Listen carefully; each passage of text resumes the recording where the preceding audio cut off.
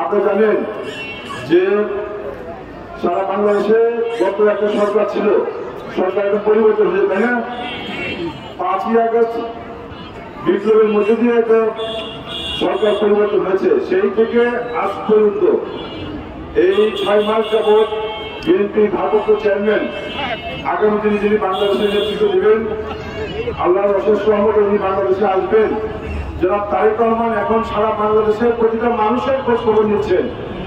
সারা বাংলাদেশের প্রতিটা জায়গায় কোনো মানুষের কোনো সমস্যা হলে সাথে সাথে তিনি তার বিএনপি নেতা কর্মীদেরকে পাঠাচ্ছেন, তিনি নিজে খোঁজ খবর রাখছেন। তার 31 দফা একটা কর্মসূচি দেওয়া হয়েছে। আপনারা জানেন যে রাষ্ট্র আজকে যে মেরামত দরকার, গত সরকার যে ক্ষতি করে দিয়েছে, বাংলাদেশ থেকে লক্ষ লক্ষ কোটি টাকা পাচার করে দিয়েছে, ঘুম খুলে রাজনীতি করেছে, অনেক মানুষ হত্যা করেছে।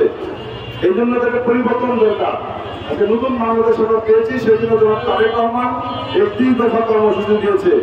এই আলোকে সারা বাংলাদেশকে আবার বিনির্মাণের জন্য উনি প্রতিজ্ঞা করতে পেরেছেন। আপনারা তার জন্য সবাই দোয়া করবেন।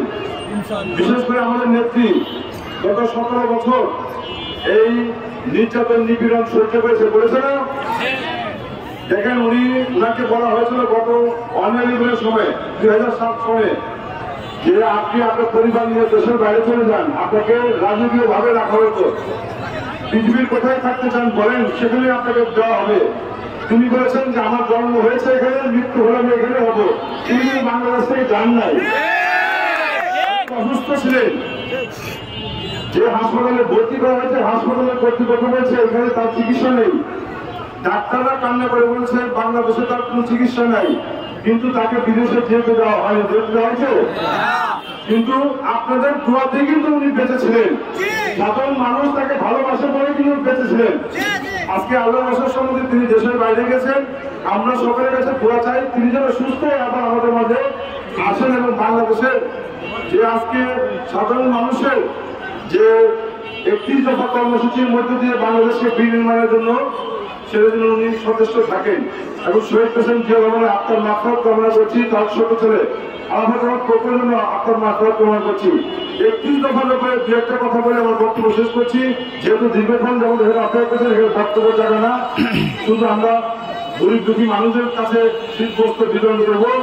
সেই 31 দফার মধ্যে দু একটা কথা বলছি, এখানে অনেক মা বোনরা আছে যে একজন ব্যক্তি 2 বারের বেশি প্রধানমন্ত্রী থাকা যাবে না, দেখেছেন?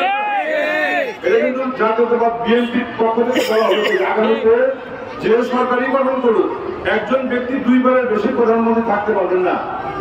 গত সরকারের প্রধানমন্ত্রী কিন্তু 4 বার ছিলেন, কিন্তু তার মধ্যে এই নিয়মটা যদি থাকতো, তিনি তার ভিতরে একটা খেয়াল ছিল যে তিনি যতদিন বেঁচে থাকবেন ততদিন তিনি প্রধানমন্ত্রী হবেন। এটা কিন্তু নিয়ম না।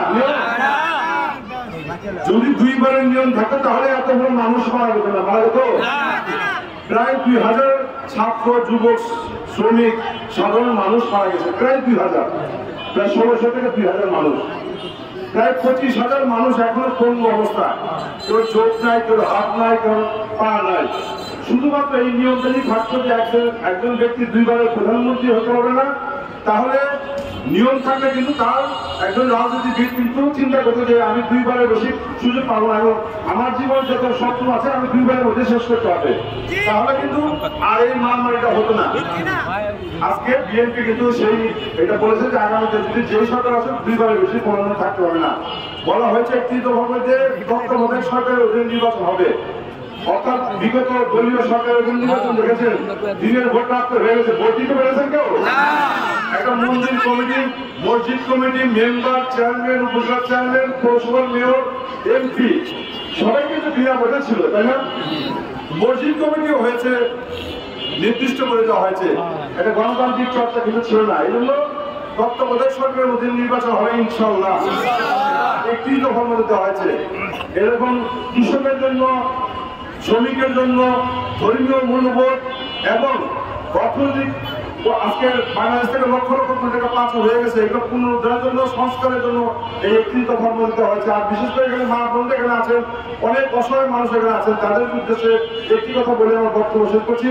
সেটা হচ্ছে জনাব তারেক রহমান একটা স্বপ্ন দেখেছেন, একটা ঘোষণা দিয়েছেন যে আল্লাহ তাআলা যদি এই দলকে বিএনপিকে যদি রাষ্ট্র পরিচালনার দায়িত্ব দেয়, এখন কিন্তু বিএনপি ক্ষমতা নাই, আপনারা কিন্তু জানেন না, বিএনপি কিন্তু ক্ষমতা আসেনি, আপনার ভোট দিলে ক্ষমতা আসবে ইনশাল্লাহ।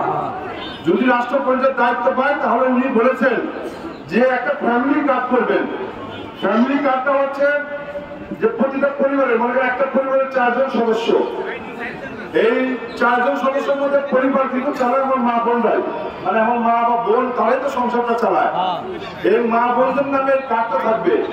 এই কার্ডের মাধ্যমে প্রতি মাসে আপনার নিত্য প্রয়োজনীয় জিনিস, চাল ডাল লবণ চাল চিনি, যেটা রেশনের সিস্টেম ছিল আগে, এই সিস্টেমের মাধ্যমে সারা বাংলাদেশের প্রত্যেক পরিবারকে রাষ্ট্রীয়ভাবে উনি একটা ফ্যামিলি কার্ডের মাধ্যমে প্রত্যেক পরিবারকে সাহায্য করবেন। এটা তিনি সব এটা প্রতিজ্ঞা করেছেন। ইনশাআল্লাহ যদি আল্লাহ তাআলা সুযোগ দেন তাহলে ইনশাআল্লাহ করবেন।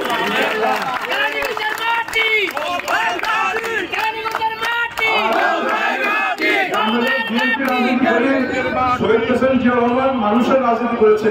বেগম খালেদা জিয়া আজকে মৃত্যু সজ্জায়, তারপরে কিন্তু তিনি মাথা নত করেন শুধুমাত্র মানুষের জন্য, আপনাদের জন্য, দুঃখী সমাজের মানুষের জন্য। তার ছেলে ইনশাল্লাহ মানুষের জন্য উনি কাজ করবেন। আপনারা আমাদের জন্য দোয়া করবেন। আমার আজকে যারা এখানে উদ্যোগ নিয়েছেন, বিশেষ করে আরো নেতৃবৃন্দ মোহ, আমাদের মিরাজ সহ, এখানে মন্টু, আমাদের বিপ্লব, হাবিব থেকে শুরু করে, আমি সবার নাম বলতে পারছি না, গোপাল থেকে শুরু করে আরো যারা উদ্যোগ হয়েছেন, প্রত্যেকের কাছে কৃতজ্ঞতা জানিয়ে, আর এখানে যারা নেতৃবৃন্দ মুরব্বীরা এখানে উপস্থিত হয়েছেন, সবাই আমার জন্য একটু দোয়া করবেন ইনশাল্লাহ। আমি আপনাদের এই এলাকার ছেলে, এই এলাকা থেকে আমার জন্ম, আমি আপনাদের কাছে দোয়া চাচ্ছি, আপনারা আমাকে দোয়া করবেন। আমি যেন আমার দ্বারা যেন কোনো মানুষের কোনো ক্ষতি না হয়, আমি যদি পারি মানুষের উপকার করবো ইনশাল্লাহ। আমি এই পর্যন্ত রাজনীতিতে যতদিন ছিলাম এই অঞ্চলে আমার জীবনে মানুষের কোনো ক্ষতি হয়েছে, মানুষের সাথে কোনো খারাপ ব্যবহার করেছি, বা মানুষের হয়তো অজান্ত হয়ে থাকতে পারে, সেই রকম হয়ে থাকলে আমাকে ক্ষমা করে দিন।